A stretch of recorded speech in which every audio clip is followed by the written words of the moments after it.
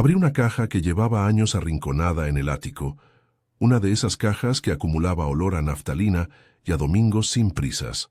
No era la más grande, parecía una cajita de mudanza, forrada con papel viejo, con la tapa floja por el peso del tiempo. Me senté en el suelo, apoyé la espalda contra la viga y mientras la luz del mediodía se colaba por la claraboya polvorienta, levanté la tapa con cuidado. Entre telas, recortes de periódicos y un par de guantes de lana, apareció una foto en blanco y negro. Mi abuela, de pie, con la cabeza inclinada como si el viento la hubiera tomado de sorpresa.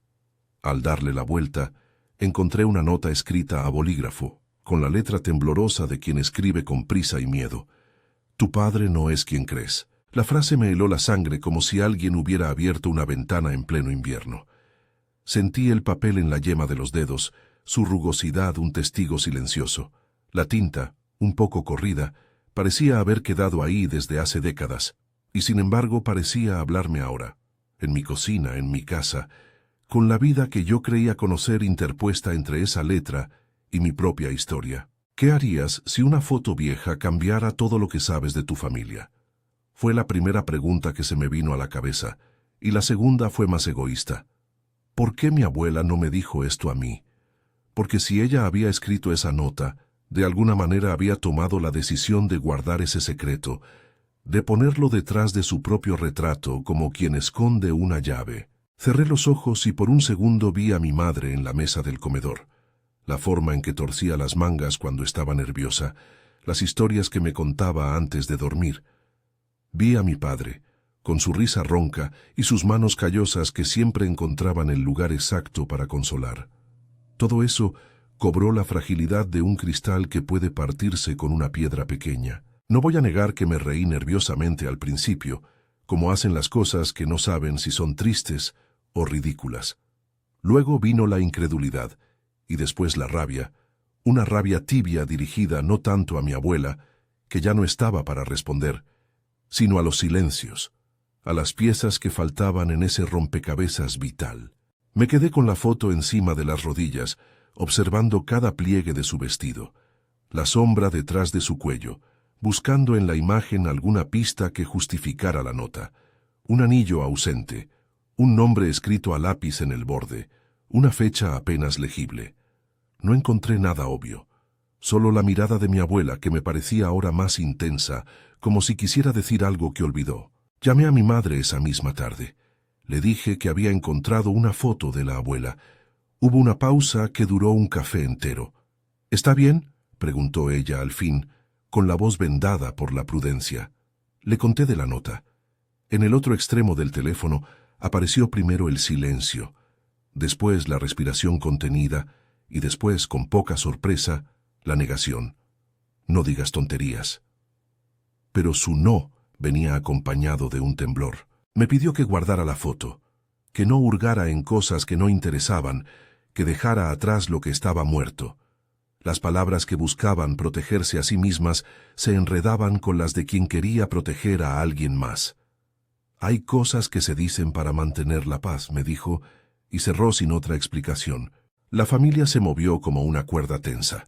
Un hermano menor, que siempre había sido más directo, me espetó. ¿Por qué remover fantasmas?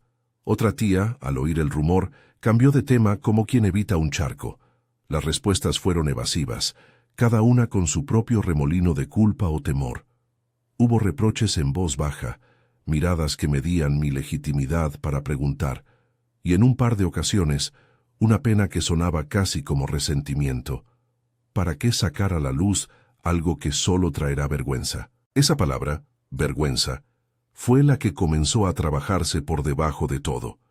Empecé a notar los detalles que antes no veía, la manera en que en las reuniones familiares la gente cambiaba de tono cuando tocábamos el pasado.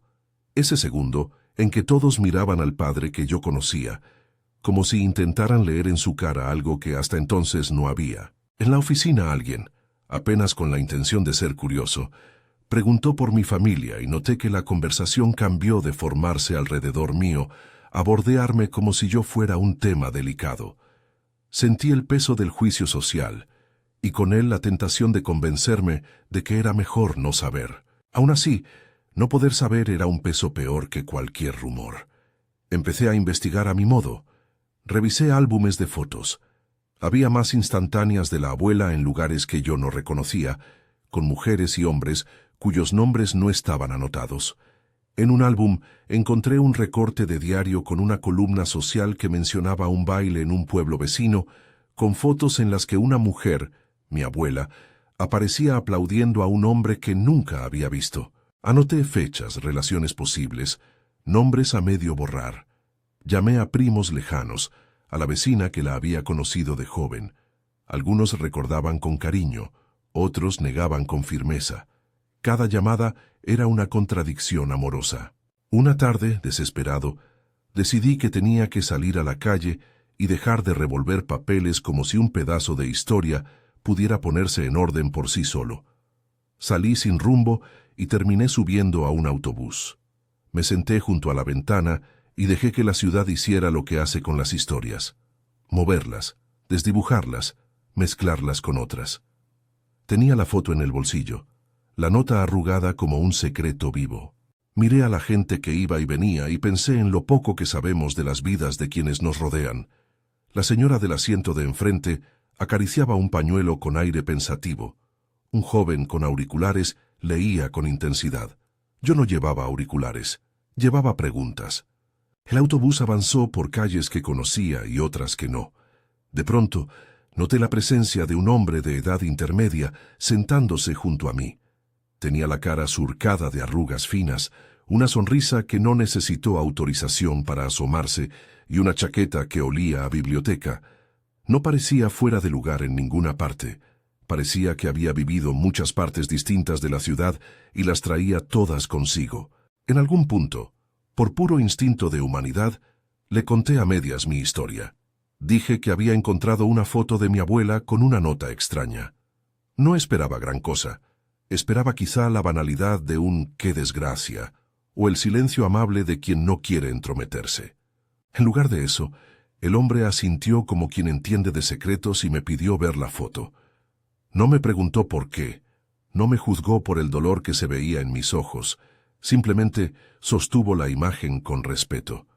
A veces, dijo con voz baja, las familias esconden historias para proteger cosas que no son culpa de nadie, pero que cambian el curso de las vidas.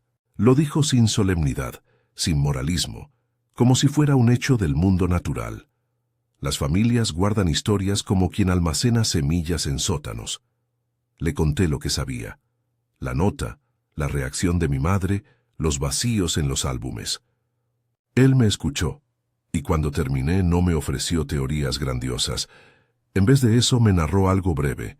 Había conocido a mi abuela de joven, según dijo, y recordaba que ella trabajaba en una imprenta donde pasaban manos anónimas muchos documentos, cartas y fotografías. No es raro que quien trabaja con papel tenga secretos en sus cajones, murmuró. Eso me pareció una pista tenue, pero era una pista.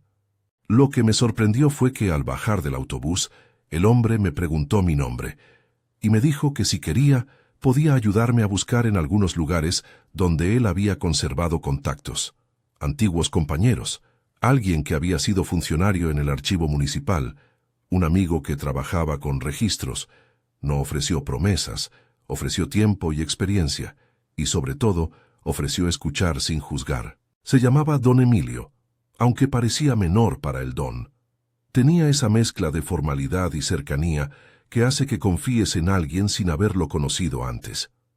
Caminamos por una cuadra conversando como si fuéramos dos personas que se habían encontrado en la mitad de la vida y decidieran dar un paseo compartiendo mapas olvidados.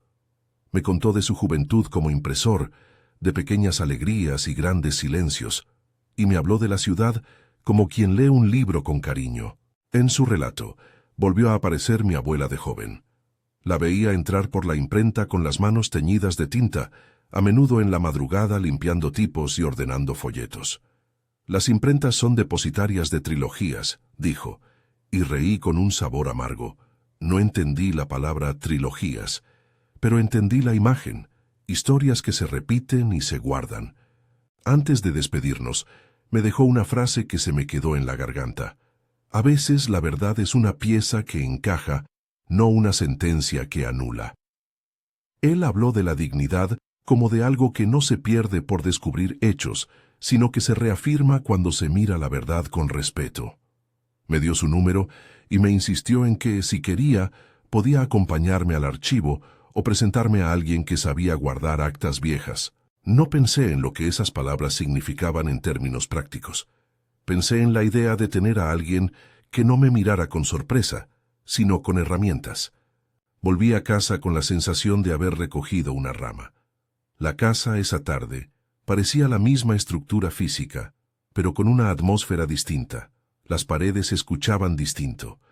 Esa noche no dormí bien. Me pasé horas mirando la foto sobre la mesa de noche, como si esperara que la versión trasera de la imagen me hablara otra vez. Recordé fragmentos de infancia que se habían asentado como polvo en los muebles. Mi padre leyendo el periódico en la cocina, mi abuela cosiendo en el patio, la forma en que mi madre guardaba silencios. Me pregunté por qué esos silencios habían sido protectores y no puente. Me pregunté si mi identidad estaba atada a un apellido o si acaso los lazos se tejen con el pan, con las historias compartidas, con las canciones que alguien nos enseñó a cantar. Al día siguiente empecé a ordenar papeles con más intención. Saqué todos los álbumes, cajitas con cartas, la libreta de cuentas que mi abuela llevaba siempre en la mesa de la cocina. Revisé facturas antiguas, cartas sin remitente, recibos. En una carta doblada, casi por casualidad, encontré una mención a un nombre que no me resultaba familiar, Rafael Ortega. No decía nada más, solo una línea. Rafael vendrá la semana del 12. No lo digas a nadie. El temblor volvió a mi pecho. Rafael. ¿Quién era Rafael? La repetición obsesiva de un nombre me dio la sensación de que había una llave ahí, a la espera de que alguien la girara. Llamé a una vecina de la cuadra donde mis abuelos vivieron en su juventud. Ella me recibió con la generosidad de los que recuerdan rostros ajenos como propios. Recordó a mi abuela como una mujer discreta, pero no pudo recordar a ese Rafael. A veces la gente viene y se va, dijo. Nadie se queda para siempre. Sus palabras tuvieron un matiz agridulce. Sentí que estaba dejando un reguero de preguntas en cada conversación, como si cada pregunta fuera un eco que iba y venía sin respuesta definitiva. La búsqueda empezó a desgastarme. Había noches en que me sentía cerca de una verdad como quien ve un faro a lo lejos, otras como quien ha tropezado con la misma piedra varias veces. En el trabajo me costaba concentrarme. Me sorprendí imaginando la revelación en voz alta. ¿Qué diría mi padre si supiera que hay una nota que cuestiona su paternidad? ¿Se defendería con dignidad? ¿Se heriría y con ello abriría heridas que yo no estoy dispuesto a causar? ¿Y mi madre? ¿Era su silencio un acto de protección o de miedo? Las preguntas me abrumaban, pero había algo que ya no me permitía volver atrás. La curiosidad había cruzado una línea que la necesidad de comodidad no podía revertir. Volví a ver a don Emilio. Me contó que conocía a un hombre, antiguo funcionario del registro civil, llamado Tomás, que conservaba papeles familiares en una caja en su casa. Tomás sabe leer nombres en las sombras, dijo Emilio. Y no es que lo diga fácil. El hombre ha visto cómo las historias se pierden o se salvan por una firma. Me citó un día y una hora, en un café en una esquina de la ciudad que olía a pan recién hecho. Ve con cuidado, me advirtió, como quien te da una brújula y no la ruta. El encuentro con Tomás no fue una escena cinematográfica. Fue una mesa con 2 cafés y un sobre manchado de tinta. El hombre tenía la mirada de quien ha visto demasiadas partes de la vida sin poder remendar ninguna. Me invitó a abrir el sobre. Contenía, además de una hoja con notas, una fotografía pequeña, en sepia, de una mujer joven que no reconocí de inmediato. En el reverso, escrito con una caligrafía firme, había una anotación: a la memoria de Lita, R.O. Lita era el nombre cariñoso con el que, según mis familiares, se referían a mi abuela. R.O. son las iniciales que me hicieron sentir que, de algún modo, la respuesta estaba más cerca de lo que creía. Tomás habló en frases cortas, de funcionario a ciudadano, con el respeto de quien entiende que los papeles contienen vidas. Me contó que a veces los errores en los registros, las omisiones, las intervenciones bien intencionadas, las adopciones no formalizadas, todo eso dejaba rastros que podían leerse si uno tenía paciencia. No siempre es una traición, dijo. A veces es protección, a veces el tiempo hace lo suyo, y a veces las familias no quieren crear ruido para que alguien no sufra. Lo dijo sin juicio, como quien enumera causas posibles de una enfermedad leve. Mientras hablaba, sentí como la telaraña de la historia familiar empezaba a moverse. No tenía en ese momento la pieza definitiva. Tenía indicios, nombres, fotografías, una nota. Tenía gente que había visto a mi abuela en contextos distintos. Tenía, sobre todo, la certeza de que la verdad, cuando llega, rara vez es una sentencia. Es una circunstancia que exige respuesta. Podía imaginar dos caminos: usar esa verdad para castigar o usarla para entender. Preferí la segunda ruta, aunque no sabía en ese entonces si por nobleza o por miedo a lo que podría perder. Al salir del café, llevaba conmigo una copia de la fotito de sepia, la anotación reo y una promesa tácita: seguir. No sabía en qué dirección ni cuánto me costaría, pero algo económico, no el dinero, sino la economía del alma, me empujaba a continuar. Esa noche llamé a mi padre. Le dije que quería hablar. Él no sospechaba de la nota, no sabía de ningún movimiento furtivo. Hablamos de cosas pequeñas primero, del jardín, de una lata de pintura que había quedado en el garaje. Luego, con la misma cautela que he visto en la gente que trata de no abrir una herida vieja, le pregunté: ¿hay algo que deberíamos saber sobre la familia? Se rió, una risa corta y desarmada. Vaya forma de preguntar, dijo. Me contó una anécdota de juventud, qué había sido de su trabajo, de su infancia. Al final, como quien entrega una receta por si acaso, me dijo: si quieres saber algo más, pregúntale a mamá. Ella es la memoria de la casa. Colgó sin saber la tormenta que ya había empezado a formarse. Su indiferencia o su falta de información me dolieron. No porque le pidiera ver su vida expuesta, sino porque en el fondo esperaba que, si algo de verdad me iba a partir, él fuera el primero en decirlo. Hijo, hay algo que debes saber. La ausencia de esa confesión dejó en mí un hueco de abandono que no tenía nombre. Me pregunté si él había sabido siempre y había decidido protegerme, o si sencillamente nunca supo. Ambas opciones eran difíciles de aceptar. Pasaron semanas en las que cada pequeño hallazgo era una marea, una carta, un nombre, un recuerdo. La comunidad seguía observando en la distancia, y yo sentía que el rumor, como la tinta en el papel, se extendía sin sentido. En una reunión familiar, alguien murmuró que estaba buscando problemas. Sentí la estigmatización como una sombra que me seguía. Parecía que mi curiosidad era una falta de respeto, un estropicio en la tela del buen recuerdo. El peso social era real. La compasión a veces estaba encubierta de incomodidad. Fue entonces cuando comprendí que mi búsqueda no era solo por mí, era en cierta medida por la dignidad de mi madre y de mi abuela. Quería que la verdad, cuando llegara, no fuera un acto de acusación, sino de reparación. Una mañana, don Emilio me llamó con voz rápida. «Hay alguien que puede hablar contigo. Se llama Alicia. Vivió con tu abuela un tiempo cuando era joven. Tiene un cuaderno donde anotó cosas. Quiere verte». Sentí el corazón golpeando con fuerza, una mezcla de nervio y alivio. Acordamos encontrarnos en una plaza, bajo la sombra de un plátano viejo. Alicia llegó con un bolso de cuero y un paso seguro. Tenía los ojos húmedos por memoria. Nos sentamos y ella, sin rodeos, empezó a hablar de mi abuela como si la narrara desde dentro. De su risa en voz alta, de su habilidad para doblar las servilletas, de sus manos manchadas de tinta. De pronto, dijo algo que me atravesó. Tu abuela tenía miedo de ciertas verdades, no por cobardía, sino por cuidar a alguien. Guardó en su bolso un cuaderno lleno de nombres y fechas. Me lo ofreció con la cautela de quien comparte un tesoro ajeno a su propia vida. Pasé las páginas y encontré anotaciones en letra menuda. Rafael Ortega. Llegó en 1952. Se fue en 1954. Y más abajo, novio no esposo. Lita lloró por él. No era una prueba concluyente, pero era una historia, un nombre que volvía. Rafael Ortega aparecía como una presencia antigua que había marcado el curso de la vida de mi abuela. Alicia me habló de la posibilidad de una relación que no llegó a formalizarse, de un embarazo tímido que quizá fue resuelto en secreto, o de un niño cuidado por otros para proteger a todos. Ella no decía que mi padre no fuera biológicamente el hijo de quien yo creía. Decía con la sabiduría de quien había visto la fragilidad humana que las razones para un secreto a veces nacen de amor, a veces de miedo.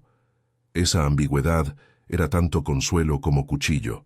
Al terminar la conversación, Alicia me entregó una copia de una carta vieja, una que decía en términos vagos que todo aquello se hizo por protección, y firmada con la inicial L. No era suficiente para cerrar nada. Era, sin embargo, una pieza que encajaba con la nota detrás de la foto, con la inicial RO hallada en el sobre, con el rumor que empezaba a tomar forma. Empecé a entender que mi búsqueda no iba a ser una carrera corta, sino un camino con estaciones donde la paciencia y la ternura iban a ser tan necesarias como la persistencia. Esa tarde, mientras volvía a casa, pensé en la manera en que mi identidad, esa mezcla de recuerdos y silencios, se estaba reformando. Comprendí también que al sacar la foto del baúl, había abierto una puerta que no podía cerrarse sin ofrecer a quienes me rodeaban la oportunidad de elegir: enfrentar la historia o seguir sosteniéndose en la narración cómoda. Me sentí, por un lado, abandonado por no haber sabido antes; por otro, responsable de transitar con respeto lo que iba saliendo a la luz. Faltaba, sin embargo, una pieza que me inquietaba: la presencia del padre que siempre conocí. ¿Qué pensaría cuando supiera que alguien, en letra humilde, había cuestionado su identidad? ¿Sería capaz de entender que mi búsqueda no era un ataque, sino una necesidad de aprender? No tenía respuesta, pero algo en mí sabía que la conversación con él tendría que llegar. No quería que fuese un enfrentamiento mojado en acusaciones. Quería que fuera una mesa donde la verdad pudiera sentarse en silencio y luego hablar. Esa noche, cuando guardé la foto junto al cuaderno que me había dado Alicia, me sentí agotado y en paz a la vez. Había despertado una historia, pero también surgido la posibilidad de hacerla menos dolorosa al enfrentarla con dignidad. De pronto, entendí que mi labor no era desenterrar para destruir, sino cavar con cuidado para reconstruir. Y en medio de esa resolución el teléfono sonó. Era don Emilio. Tenía prisa en la voz. «Encontré algo más», dijo. «No es una conclusión, pero puede ser una pista.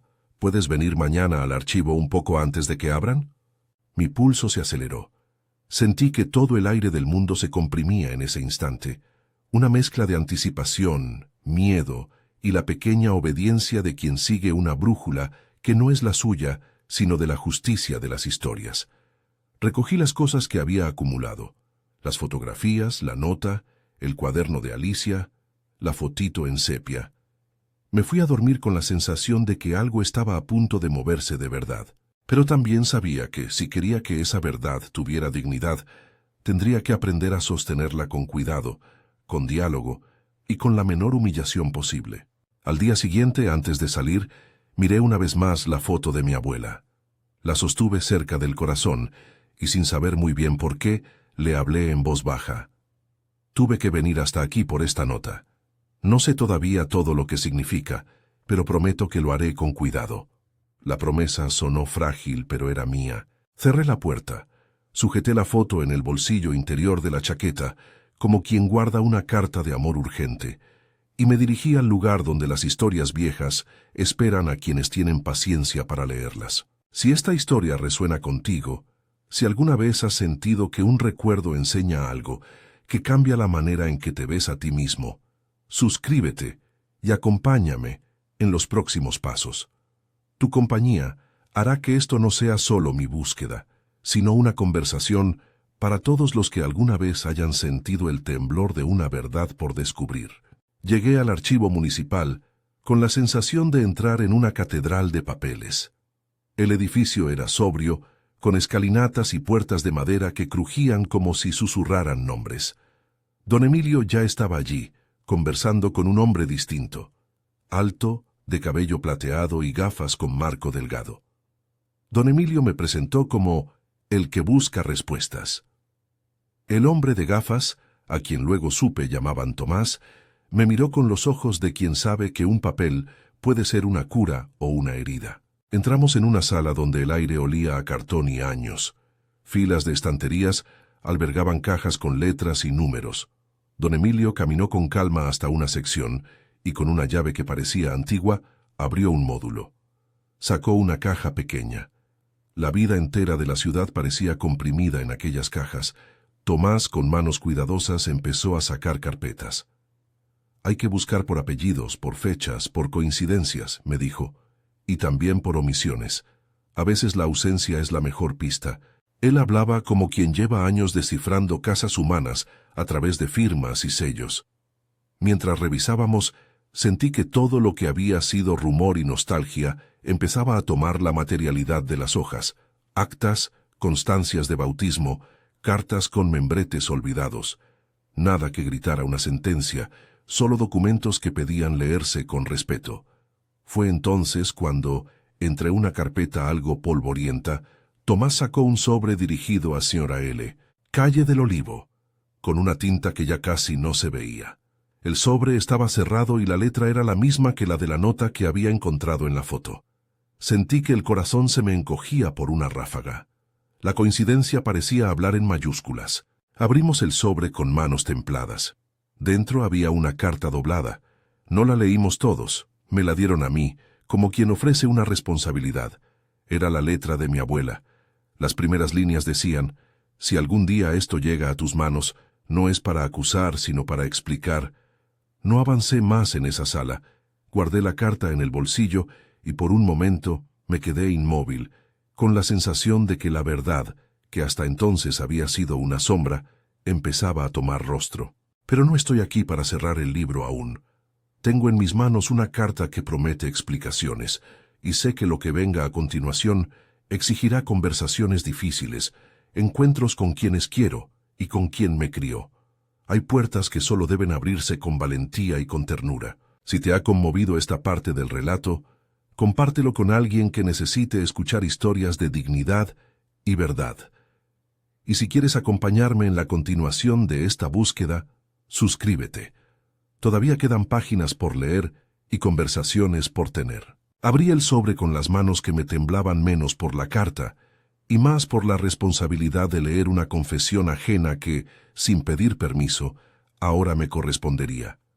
La letra era la misma que había visto en la nota detrás de la foto. Trazos apretados, alguna palabra abreviada, como quien escribe con miedo a que alguien interrumpa. Empecé a leer en voz baja, como quien habla con un difunto y no quiere despertarlo. Si llegas a esto, hijo mío, empezaba la carta, no lo tomes como un juicio. Lo escribo porque hay cosas que merecen ver la luz para que no pesen sobre otras almas.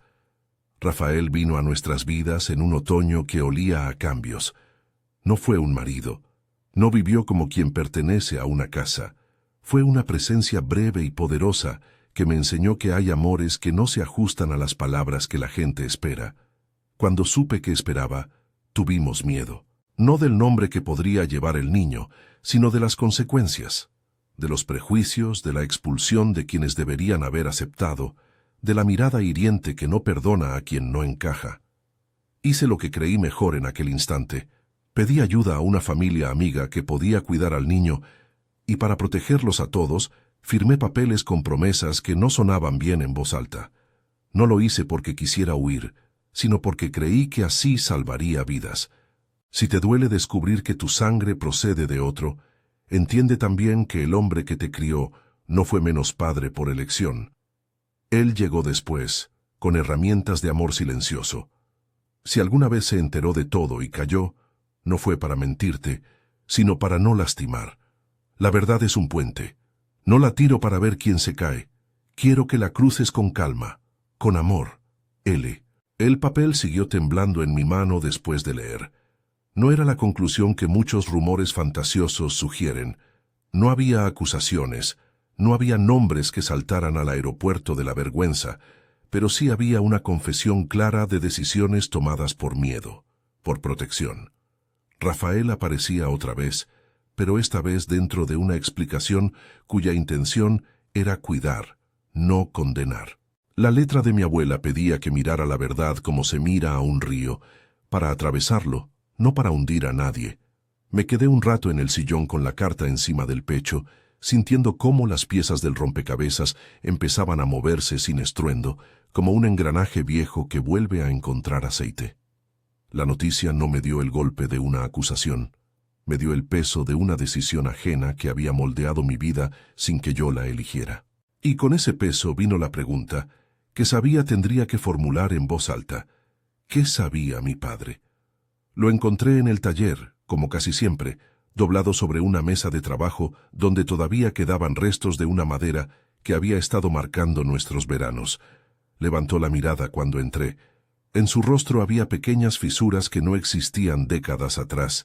La vida había hecho muebles con él, y cada grieta contaba una historia. La carta quedó entre mis dedos como un interruptor. No quise ponerla sobre la mesa como una afrenta. Preferí dársela con suavidad, como quien entrega algo frágil. «Lee», le dije sin rodeos. La miró con la misma calma con que mira una pieza que tiene que ensamblar. Sus manos temblaron apenas cuando sostuvo la hoja.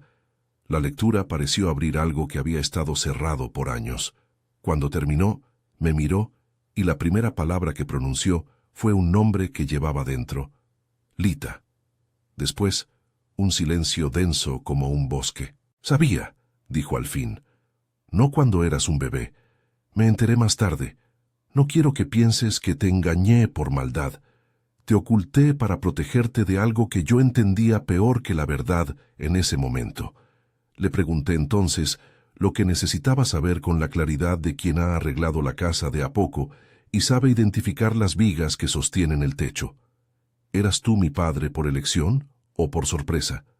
¿Te enteraste de que no eras el padre biológico y aún así decidiste quedarte? Su respuesta fue una mezcla de lágrima contenida y firmeza. «No vine a este hogar por un apellido», dijo.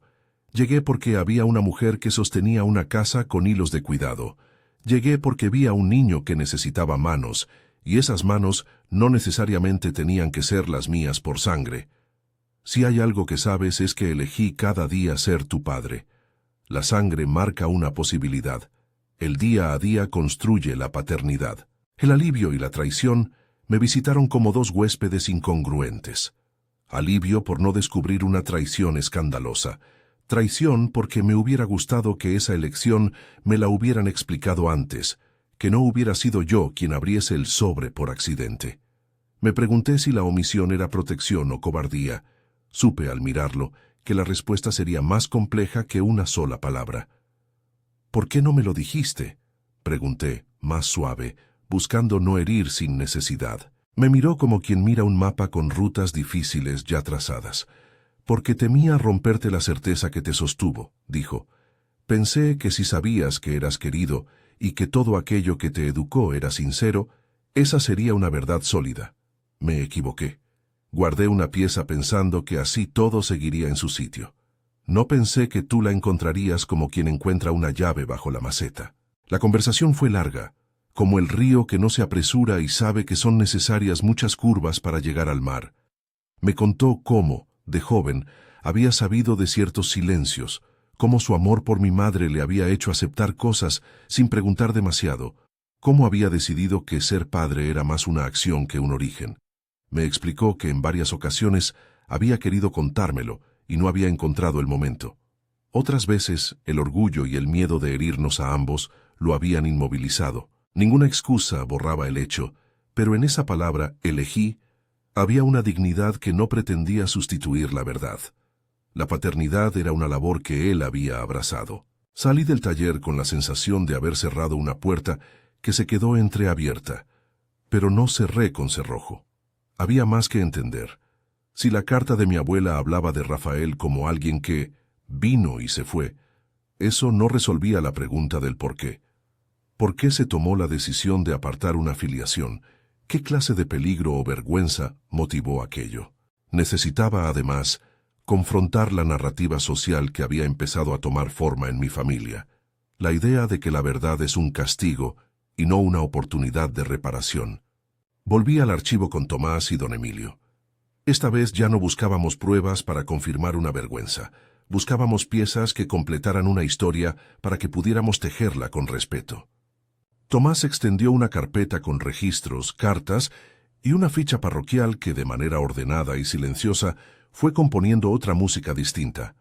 En una nota de 1953, alguien había anotado la presencia de un visitante llamado Rafael Ortega. En otra, una señora que había llevado al niño a cuidados temporales había dejado un papel firmado que mencionaba protección por peligro social. Todo ello parecía apuntar a que la decisión había sido, más que moralmente ambigua, una medida tomada en un contexto adverso. De pronto, entre las hojas, apareció una carta doblada que llevaba en su margen la palabra urgente. La abrí con reverencia. Era un escrito de una familia amiga que se ofrecía a cuidar al niño hasta que el ruido disminuya y decía: «Lo hacemos por las personas, no por los papeles. Cuando la tormenta pase, devolveremos lo que la vida nos confió». La carta cerraba con una firma y un número de teléfono que, al menos en ese momento, nos parecía ya un vestigio. Tomás me miró con la gravedad de quien sabe que los papeles cuentan vidas, no juicios. Don Emilio, sin solemnidades, puso una mano en mi hombro. «A veces», dijo, «la historia se escribe como se puede y no como se debe. Lo que importa ahora es cómo la leemos y qué hacemos con lo que leemos». Esa tarde, la ciudad me pareció menos un lugar donde se chismorreaba, y más un territorio donde las historias necesitan manos que las atiendan. Llamé a Alicia para contarle lo que habíamos hallado. Su voz, al otro lado del teléfono, sonó como la de alguien que llevaba en su maleta las biografías de varias personas. «No te sorprendas», me dijo. «Hay decisiones que se toman para sostener vidas. No siempre son bonitas, pero a veces son la única forma de evitar tragedias mayores». Con la información reunida en la carpeta, decidí que era hora de convocar una conversación donde todos, los que debían saber, pudieran oír sin la prisa del rumor. No la quise pública, quise que fuera en casa, en la mesa de siempre, para que el acto de abrir la verdad fuera también un acto de cuidado. Avisé a mi madre y a mis hermanos, les dije que tenía algo que leer y que prefería que estuviéramos juntos. La tensión en la casa esa noche tenía un peso tangible. Las cortinas bajas, la luz cálida de la lámpara, las tazas con café humeante. Cuando extendí la carta de mi abuela sobre la mesa, algunos rostros palidecieron. Otros, como el de mi madre, se endurecieron hasta parecer tallados en piedra. Leí la carta en voz alta, despacio, para que cada palabra se asentara con la calma de una cosa honesta. No escondí las partes que dolían. Las puse delante de nosotros como se coloca un mapa que hay que recorrer. Hubo reproches, sí. Mi madre, con la voz quebrada, dijo que había callado por miedo a que el pueblo convirtiera a nuestros muertos en teatro. Mi hermano mayor respondió con ira, porque para él la omisión había sido una afrenta a la dignidad de la familia. Otros, como la tía Elena, guardaron silencio y sus ojos brillaron con algo que era pena y también reconocimiento. La conversación fue, por momentos, áspera, por otros, sorprendentemente tierna.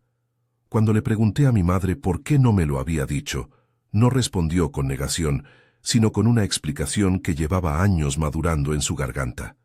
Dijo que me había protegido porque pensaba que la verdad me haría vulnerable, que el mundo no perdona las diferencias tan fácilmente. Dijo, con voz pequeña, que hoy entendía que la protección se había convertido en un guión que la separaba de mí. Hacia el final de la noche, al vernos frente a frente, sentí una claridad que no esperaba. La verdad, por sí sola, no cura. Lo que cura es lo que hacemos después de conocerla. Podíamos usar lo descubierto para acusar o para reconciliar. Podíamos callar de nuevo o hablar con cuidado. Elegí la honestidad que no busca herir, y propuse que si había que cambiar un nombre en un documento familiar o contar una historia a los que vinieran después, lo hiciéramos con la verdad al centro y la ternura como marco. A la mañana siguiente, En la plaza del pueblo donde alguna vez había visto a mi abuela aplaudir en un baile, recibí una llamada inesperada. Era alguien de voz firme que dijo llamarse Marta y que había sido vecina de Rafael Ortega. Me pidió encontrarme en el cementerio municipal. Al principio pensé que era una broma, después supe que no.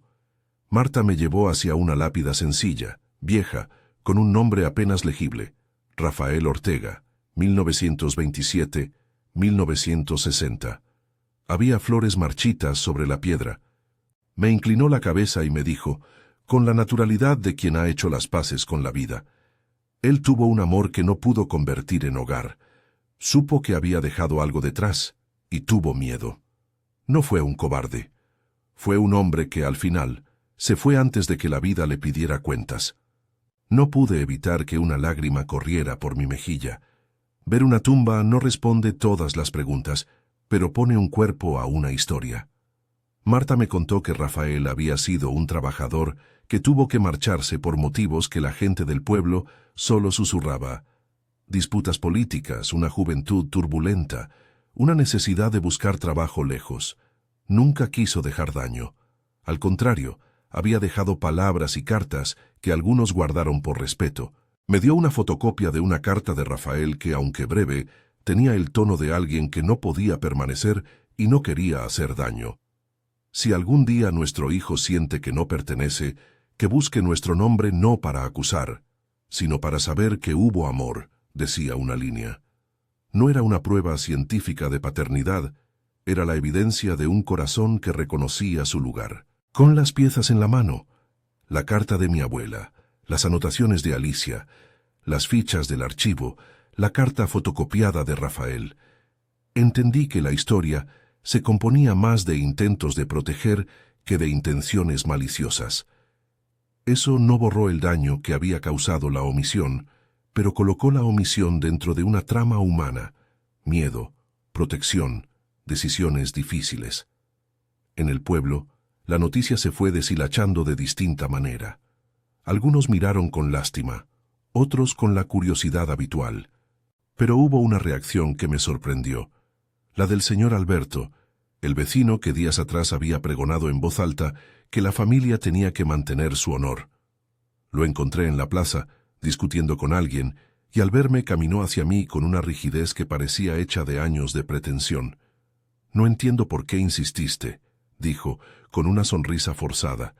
«¿Qué ganas con remover el pasado?». Le respondí con la calma adquirida en el taller de mi padre. «Gano la posibilidad de que la verdad no sea un castigo, sino una herramienta para que nadie más cargue con silencios que no le pertenecen». No era una réplica que buscara humillarlo, era una invitación a que su arrogancia cediera un lugar a la dignidad. Con el tiempo, la gente suele entender que quien pretende mantener el honor a costa de otra persona está sosteniendo una fachada que no resiste las exigencias del afecto humano. Alberto volvió a hablar, contó rumores y, sin quererlo, abrió la puerta para que salieran a la luz pequeñas historias suyas de cuando, joven, había tomado decisiones para quedar bien con otros.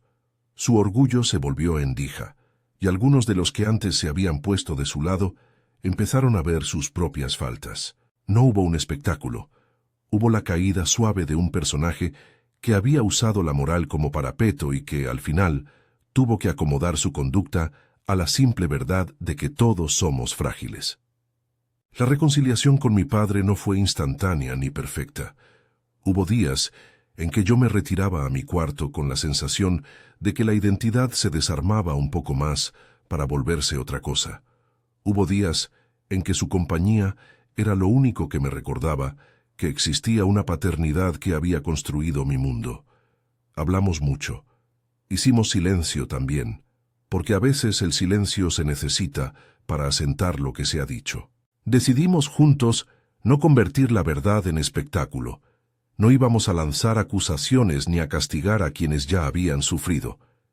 En su lugar, elegimos hacer algo concreto: reescribir la historia familiar en nuestra propia voz.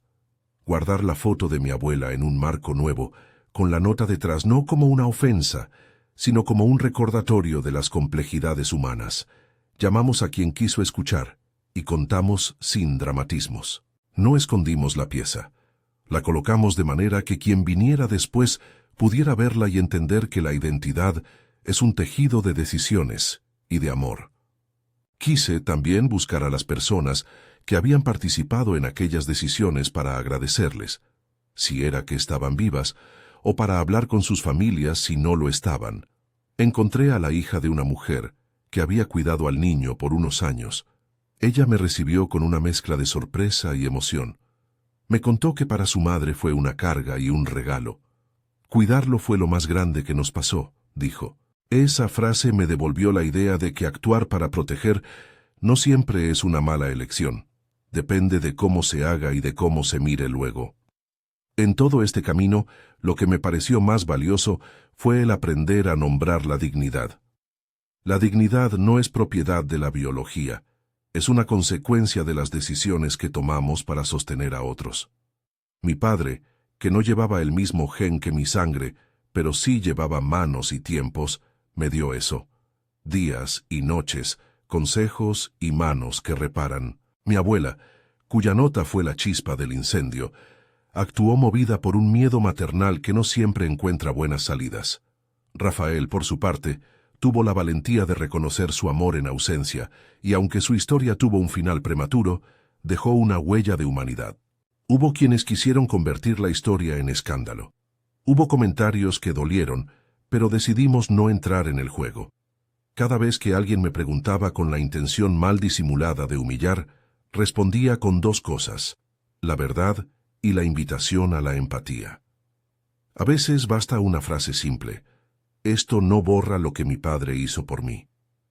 No es eludir la realidad, es colocarla en su lugar. Con el tiempo, organicé una pequeña reunión en la casa de la abuela, ahora más un altar de memorias que una trinchera de secretos.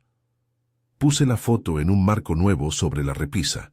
Detrás del vidrio, la nota quedaba visible solo para quien se inclinara a leer. La dejé ahí no como un castigo, sino como un testimonio de que la historia familiar puede mirar sus sombras sin querer quemarlas en público. Invitamos a quienes quisieron venir: don Emilio, Tomás, Alicia, la hija de la mujer que cuidó al niño, Marta, y algunos vecinos que habían mostrado interés sincero. No fue una reunión para ajustar cuentas, fue un acto de restitución. Había pan, café y la necesidad colectiva de poner las cartas sobre la mesa y, sobre todo, la voluntad de reconocer que el pasado no está para ser devorado, sino para ser aprendido. Durante la tarde alguien preguntó: ¿qué te dio esto aparte del dolor? Y respondí lo que sentía. Me dio la posibilidad de reenfocar mi identidad. Ya no soy prisionero de un rumor. Ahora sé que la paternidad que me formó fue elegida. Eso cambia todo. No me hace menos ni más. Me pone en libertad de entender que pertenezco por lo que se ha hecho por mí, no solo por lo que dice un papel. Hacia el final, mientras la luz se volvía más suave y la conversación tornaba a anécdotas de la abuela, su manera de doblar servilletas, su risa en la cocina, recordé que la providencia, si la nombramos así, no siempre viene como un rayo que nos ilumina.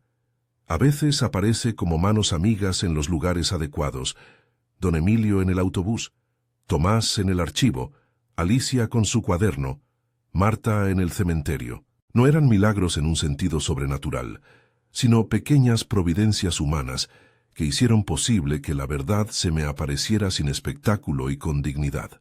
Un elemento que me confortó fue ver al hombre al que siempre llamé padre recibir, con una serenidad que había costado, el reconocimiento público de su elección. Algunos vecinos le dieron las gracias en voz baja, otros se disculparon por haber juzgado. No fue una absolución social completa. Las personas no cambian de postura de un día para otro. Pero la justicia poética se manifestó en algo sencillo. Quienes antes se habían elevado con comentarios hirientes se encontraron con el tiempo frente a su propia fragilidad. Ninguna humillación pública vino de nosotros. La indignidad de la arrogancia se desinfló por sí sola ante una comunidad que, al mirar con más cuidado, empezó a valorar la honestidad por encima del rumor. En una carta que escribí tiempo después, pero que no envié a nadie en particular, puse palabras que me ayudaron. Mi identidad no se basa en un solo dato. Estoy compuesto de historias, de quienes me enseñaron a coser una camisa, a reparar una bicicleta, a perdonar cuando es necesario. Lo guardé como un recordatorio personal. Lo que había descubierto no era una pérdida absoluta, era una ampliación de mi historia. Al final la foto volvió a su lugar, en un marco nuevo en la repisa, con la nota visible solo para quien quisiera acercarse. La coloqué allí como quien coloca una lámpara, para que ilumine sin cegar. Antes de acostarme, me quedé un rato mirándola. Le hablé en voz baja, como lo hice la noche antes de salir al archivo, con una promesa renovada. No permitiré que tu silencio sea una condena para quienes vinieron después. Cuidaré esta historia con ternura. En las semanas que siguieron me di cuenta de algo que no había previsto. La gente empezó a compartir conmigo sus propias pequeñas verdades ocultas. Un compañero de trabajo me contó que su madre había cambiado de pueblo para empezar de nuevo. Una vecina confesó que había sido adoptada. No era un efecto directo de mi búsqueda, pero sí fue como si abrir una puerta en nuestra casa hubiese invitado a otros a descontaminarse de sus propias sombras. La conversación pública sobre la identidad se volvió menos sórdida y más humana. Entendí también que el perdón del que se hablaba en muchas cartas no es una palabra grandiosa, sino una práctica cotidiana. Sentado en la mesa, arreglando unas sillas juntas, compartiendo el trabajo de la comida, escuchando, aceptando que la verdad a veces tiene consecuencias incómodas. El perdón no borra la responsabilidad, la coloca en manos de la reparación. En mi caso, la reparación fue, en primer lugar, permitir que la memoria se dijera con respeto y, en segundo lugar, narrarla sin buscar culpables absolutos. Por la noche, cuando cierro los ojos, vuelvo a los momentos en que mi padre me enseñó a atar un nudo o a medir una tabla. Esas memorias son tan reales como la tinta en la carta. Han incorporado la revelación y han seguido siendo nutritivas. De algún modo, el hallazgo de la foto y la nota me devolvió a la raíz de lo importante, las acciones diarias que constituyen una vida. Me di cuenta de que la paternidad que me tocó, aunque no fuera la que dictara la biología, era una paternidad plena y merecedora de reconocimiento. Si me preguntas hoy por mi identidad, te diré que es una suma de decisiones, las de quienes me cuidaron, las de quienes me protegieron, las de quienes se fueron. El apellido en el documento no se ha vuelto menos legítimo ni más. Es una etiqueta que acompaña a una vida construida con manos y tiempo. He aprendido a nombrarme sin reducirme a una línea genealógica. Soy quien he sido amado para ser. La historia terminó, en la práctica, con muchas cosas en su lugar. La foto conservada, la carta archivada, la verdad conversada. Pero también abrió la posibilidad de que en mi familia la honestidad no fuera la excepción. Reescribimos a nuestra manera algunas reglas. Las decisiones que afectan a otros deben discutirse. La protección no puede convertirse en manipulación, y la verdad merece salir a la luz con cuidado y con cariño. Si algo quisiera dejar como enseñanza es esto: descubrir que la paternidad que te formó es hermana de la elección y no solo de la sangre puede ser liberador. No anula el dolor de la omisión, pero ofrece la posibilidad de reconstrucción. Y reconstruir no significa borrar, significa reconocer, pedir perdón si hace falta, ofrecer reparación y, sobre todo, dejar que la dignidad de cada persona vuelva a su sitio. Si has vivido algo parecido, si alguna vez encontraste una pieza que cambió tu relato y no supiste cómo encajarla, comparte tu experiencia en los comentarios.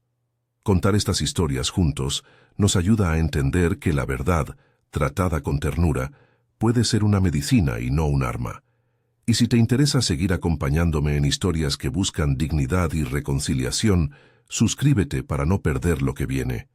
Hay muchas vidas que merecen ser escuchadas con respeto y esperanza.